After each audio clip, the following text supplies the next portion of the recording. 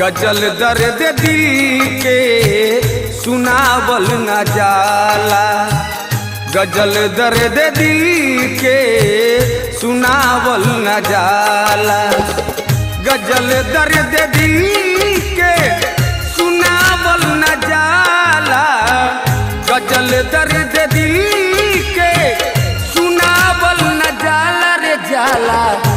नाम लिख के दिल से मिटावल न जाला, नाम लिख के दिल से मिटावल न जाला।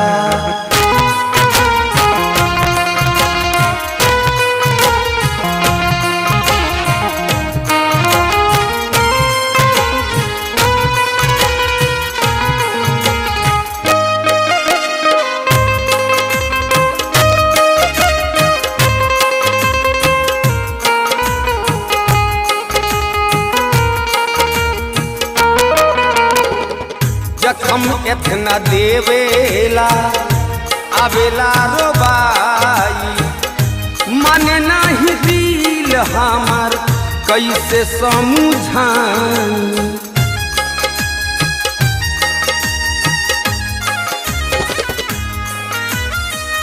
जखम इतना देवेला आवे रोबाई, माने नहीं दिल हमार कैसे समझाई। टूटेला दिल हमार बहुते दुखाला, टूटेला दिल हमार बहुते दुखाला दुखाला। गजल दर्द दिल के सुनावल न जाला, नाम लिख के दिल से मिटावल न जाला।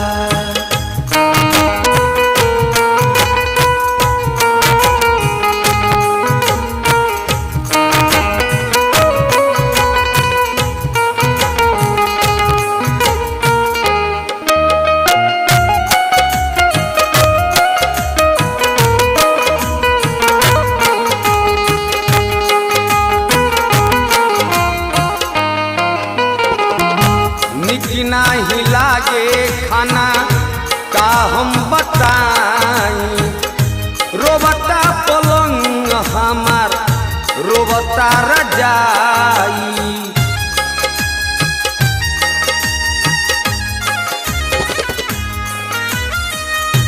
निक नहीं लागे खाना का हम बताई, रोबता पलंग हमार रोवेला चटाई। अखिया से नींद दिल से चैन भाग जाला, अखिया से नींद दिल से चैन भाग जाला। गजल दर्द दिल के सुनावल न जाला, नाम लिख के दिल से मिटावल न जाला।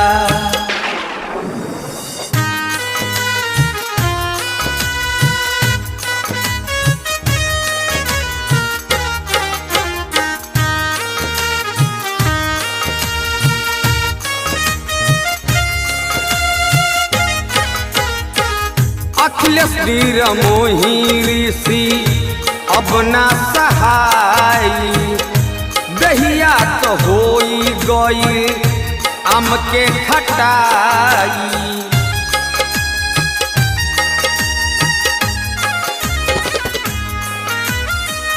अखिलेश वीर मोही ऋषि अब ना सहाई, दहिया तो होई गई सुख के खटाई। रसिया राधे श्याम हमारा बहुते बुझाला, रसिया राधे श्याम हमारा बहुते बुझाला। गजल दर्द दिल के सुनावल न जाला, नाम लिख के दिल से मिटावल न जाला।